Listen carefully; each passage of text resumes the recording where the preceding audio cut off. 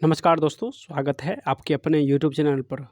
दोस्तों, किरण पब्लिकेशन का loco pilot का जो कि प्रैक्टिस सेट आ चुका है। इसमें टोटल 25 सेट दिया गया है। 20 जो है वो मॉडल सेट है और 5 प्रीवियस ईयर है। और इस बुक में सारी जानकारी आपको मिल जाएगा। एलपी संबंधित सारे क्वेश्चन का डाउट जो है आपको दिया गया है। और कितना पोस्ट है देखिए, यहाँ पे ये भी दिया गया है। 5696 इस बार पोस्ट आया है एलपी का। इसके बाद टेक्नीशियन का भी 9000 वैकेंसी आने वाला है, जो कि आउट हो चुका है। आज हम लोग इस बुक का मॉडल शीट 1 सॉल्यूशन करेंगे और इसमें न्यूमेरिकल जो है वो भी अच्छे मात्रा में दिया गया है, जो कि 2 से 3 न्यूमेरिकल है। और सिलेबस जो टीसीएस का है उसी पैटर्न पर इस बुक को तैयार किया गया है। पूरे टीसीएस पैटर्न पर इस बुक को तैयार किया गया है। आज हम लोग इस मॉडल शीट का जो है सॉल्यूशन करेंगे, सेट 1 का। तो अभी तक आप लोग इस चैनल से नहीं जुड़े हैं तो सभी लोग लाइक कर दीजिए इस वीडियो को, और चैनल को सब्सक्राइब नहीं किए हैं तो सभी लोग चैनल को सब्सक्राइब कर लीजिए। बेल आइकन जो है ऑन कर लीजिएगा, ताकि हर वीडियो का नोटिफिकेशन जो है आपको सबसे पहले मिले। पीडीएफ के लिए हमारे टेलीग्राम ज्वाइन कर सकते हैं। चलिए स्टार्ट करते हैं। किरण का जो एएलपी का प्रैक्टिस सेट है 1, और इसका प्रथम क्वेश्चन है कि चुंबकीय क्षेत्र का मात्रक क्या है। देखिए, प्रथम क्वेश्चन साइंस का है। टोटल 20 साइंस का क्वेश्चन रहेगा और 5 जीके और करंट का रहेगा। चलिए, चुंबक क्षेत्र का मात्रक पूछा है। तो दोस्तों, चुंबक क्षेत्र का मात्रक हम लोग टेस्ला जानते हैं। चुंबक क्षेत्र का मात्रक टेस्ला होता है, लेकिन यहाँ पे टेस्ला ऑप्शन में नहीं है। तो इसका आंसर हो जाएगा न्यूटन प्रति एम्पियर मीटर। न्यूटन प्रति एम्पियर मीटर होता है, जबकि न्यूटन जो है वो बल का मात्रक होता है। तो इसको भी आप लोग ध्यान रखिएगा। चुंबक फ्लक्स कहें तो वेबर हो जाएगा। चलिए अगला क्वेश्चन देखते हैं। अगला क्वेश्चन जो कि न्यूमेरिकल का है कि चालकत्व 5 ओम इन्वर्स वाले एक चालक पर 10 वोल्ट का विभवांतर प्रयुक्त किया जाता है, तो चालक के माध्यम से प्रवाहित धारा पूछ रहा है। नहीं, धारा क्या होगा दोस्तों? एएलपी और टेक्नीशियन दोनों के लिए साइंस बहुत ही महत्वपूर्ण है। तो आप लोग अभी से ही साइंस प्रैक्टिस सेट कीजिए। और जो है नेक्स्ट बुक आने वाला है रुक्मणी का, उसका भी सलूशन आपको सबसे पहले इसी चैनल पर मिलेगा। दोस्तों, रेलवे संबंधित जितने भी प्रैक्टिस का बुक आएगा, सबसे पहले सलूशन आपको इसी चैनल पर मिलेगा। तो आप लोग इस चैनल से जल्दी से जुड़ जाइए। चलिए, यहाँ पे हम लोग फार्मूला होता है दोस्तों धारा निकालने का, I बराबर V/R। यानी विद्युत धारा निकालने का फार्मूला होता है V/R। V का मान दिया है 10 और R का मान जो है यानी प्रतिरोध जो है, प्रतिरोध का मान दिया गया 1/R का मान दिया गया है 5। तो चलिए फिर से इसको बनाते हैं। देखिए, 1/R का मान दिया हुआ है दोस्तों 5 और V दिया हुआ है 10, वोल्ट 10 दिया गया है। फार्मूला होता है I बराबर V/R। इसमें V का मान है वोल्ट 10 है और 1/R का मान दोस्तों है 5। तो 10 × 25 = 50, इसका करेक्ट आंसर हो जाएगा, यानी 50 एम्पियर हो जाएगा। चलिए अगला क्वेश्चन देखते हैं। अगला क्वेश्चन है कि एक साधारण लोलक की लंबाई और समय अवधि के वर्ग के बीच का ग्राफ क्या होता है। एक साधारण लोलक की लंबाई और समय अवधि के वर्ग के बीच का ग्राफ क्या होता है दोस्तों? तो इसका आंसर हो जाएगा दोस्तों, यानी सीधा हो जाएगा, ऑप्शन नंबर सी इसका करेक्ट हो जाएगा, सीधा। दोस्तों, एक साधारण लोलक की लंबाई और समय अवधि के वर्ग के बीच का ग्राफ सीधा होता है, क्योंकि लोलक की समय अवधि लोलक की लंबाई के वर्गमूल के अनुक्रमानुपाती होता है। यानी लंबाई के वर्गमूल के अनुक्रमानुपाती होता है। तो ऑप्शन सी हो जाएगा। नेक्स्ट क्वेश्चन है, जेम्स चैडविक ने किस मूल कणों का आविष्कार किया था। यहाँ पे इलेक्ट्रॉन का आविष्कार अगर पूछे तो जे थॉमसन ने किया था इलेक्ट्रॉन का आविष्कार 1897 में। प्रोटॉन का आविष्कार किसने किया? तो प्रोटॉन का आविष्कार गोल्डस्टीन या रदरफोर्ड भी देता है। तो गोल्डस्टीन जो है 1919 में जो है दोस्तों ये प्रोटॉन का आविष्कार किया था। यहाँ पे जेम्स चैडविक कर रहा है। तो न्यूट्रॉन की खोज जेम्स चैडविक ने 1932 में किया था दोस्तों, न्यूट्रॉन की खोज जेम्स चैडविक ने। तो इसको आप लोग ध्यान रखिएगा। नेक्स्ट क्वेश्चन है कि रासायनिक अभिक्रिया में फास्फोरस के ऑक्साइड का काम क्या है। रासायनिक अभिक्रिया में फास्फोरस के ऑक्साइड का काम क्या है? तो दोस्तों इसका आंसर हो जाएगा, यह एक अम्लीय एनहाइड्राइड बनाता है। तो एक अम्लीय एनहाइड्राइड इसका आंसर हो जाएगा। नेक्स्ट क्वेश्चन है कि सबसे अधिक क्रियाशील कौन है। ऑप्शन दिया गया है और कह रहा है सबसे अधिक क्रियाशील कौन है। तो स्टिलिन का फॉर्मूला होता है C2H4, C2H4 स्टिलिन होता है, और C2H2 ये एथिलीन होता है। अगर एसिटिलीन ऑप्शन में नहीं रहे तो एथिलीन हो जाएगा, लेकिन यहाँ पे स्टिलिन जो है ऑप्शन में है, तो इसका आंसर बी हो जाएगा, C2H4 स्टिलिन हो जाएगा, जिसका क्रिया जो है सबसे अधिक होता है।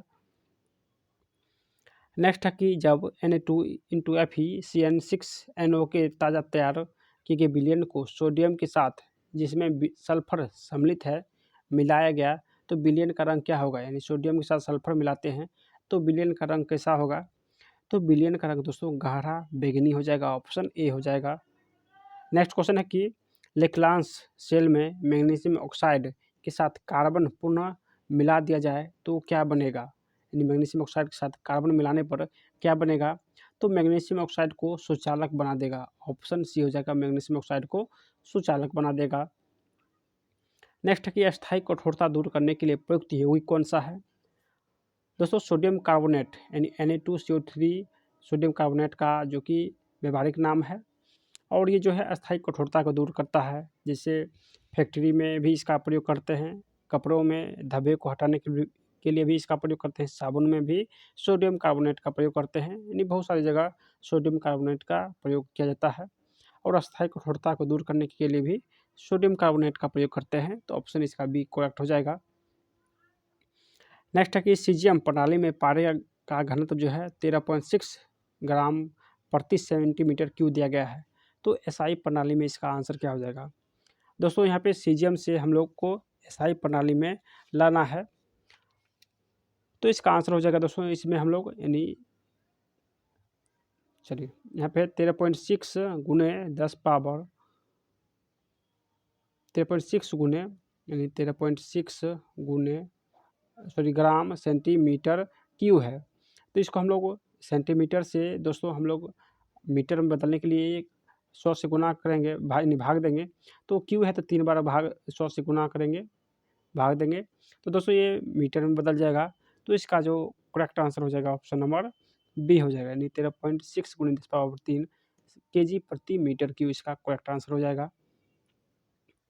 नेक्स्ट है कि पशुओं में हीमोग्लोबिन के सदृश पौधे में कौन सा अणु होता है? यानी पशु में जो ऑक्सीजन परिवहन होता है वो हीमोग्लोबिन के द्वारा होता है, उसी प्रकार पौधों में ऑक्सीजन का परिवहन किस प्रकार होता है? तो पशुओं में हीमोग्लोबिन के द्वारा ऑक्सीजन का परिवहन होता है, तो पौधों में साइटोक्रोम के द्वारा जो है ऑक्सीजन का परिवहन होता है, तो ऑप्शन ए हो जाएगा साइटोक्रोम। नेक्स्ट है कि शीत संबंधी पादपों को झिल्ली लिपिड में क्या होता है? तो दोस्तों इसमें हो जाएगा यानी शीत संबंधी पादपों की झिल्ली लिपिड में उच्च अनुपात में असंतृप्त वसा अम्ल होता है, उच्च अनुपात में असंतृप्त वसा अम्ल होता है। नेक्स्ट है कि कर्क्यूमिक किससे पृथक किया जाता है? तो कर्क्यूमिक जो है दोस्तों ये किससे पृथक किया जाएगा? तो दोस्तों ये हल्दी से पृथक किया जाता है, यानी इसका आंसर हल्दी हो जाएगा, और इसमें जो है कर्क्यूमिक हल्दी में पाया जाने वाला फिनोलिक यौगिक होता है जो कैंसरग्रस्त ऊतकों के मरम्मत में सहायक होता है। इसी प्रकार यानी इस यौगिक तत्व के कारण हल्दी का रंग जो है वो पीला होता है, यानी कर्क्यूमिक के कारण ही हल्दी का रंग पीला होता है। चलिए अगला क्वेश्चन देखते हैं। अगला क्वेश्चन कि पौधे किसकी अधिकता के कारण जो है मुरझाने लगती है? पौधे किसकी अधिकता के कारण जो है मुरझाने लगती है? तो वाष्पोत्सर्जन यानी वाष्पोत्सर्जन के कारण जो है वो यानी पौधे जो है मुरझाने लगती है। चलिए इसका एक्स्ट्रा फैक्ट है कि आमतौर पर वाष्पीकरण या वाष्पोत्सर्जन से पौधों में पानी की कमी हो जाती है, जिससे उसकी पूरी संरचना झुक जाती है। इसे पौधों का विल्टिंग यानी मुरझाना कहते हैं। पौधों का मुरझाना मुख्यतः 2 कारणों से होता है, वाष्पोत्सर्जन के कारण अत्यधिक जल की हानि और अपेक्षाकृत कम अवशोषण होता है। चलिए अगला क्वेश्चन है कि यानी सेलुलोसी भित्ति किसके सेलों में पाई जाती है? तो सेलुलोज जो है दोस्तों ये पौधों में पाया जाता है, हम सभी लोग जानते हैं पौधे में पाया जाता है। नेक्स्ट क्वेश्चन है कि सिंधु घाटी सभ्यता कौन सी सभ्यता है?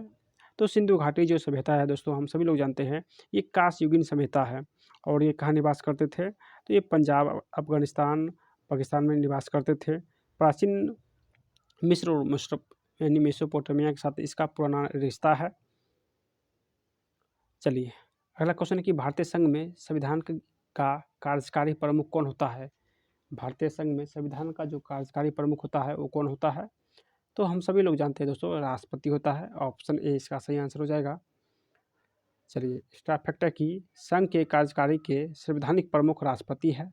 भारत के संविधान के अनुच्छेद 79 के अनुसार संसद भारत के राष्ट्रपति और संसद के दोनों सदन लोकसभा और राज्यसभा से मिलकर बनती है। यानी भारत का जो संसद है लोकसभा, राज्यसभा और राष्ट्रपति से मिलकर बनती है। यह अनुच्छेद 79 में वर्णित है। नेक्स्ट क्वेश्चन है कि सबसे कम कंप्यूटर भंडारण का आकार कौन सा है? सबसे कम कंप्यूटर भंडारण का आकार कौन सा है? तो दोस्तों इसका आंसर हो जाएगा यानी 1 मेगाबाइट। 1 मेगा यानी 1 MB बराबर 1024 KB होता है, जो कि इसमें सबसे छोटा है। 1 GB में 1024 MB होता है, जबकि एक पेटाबाइट में दोस्तों क्या होता है?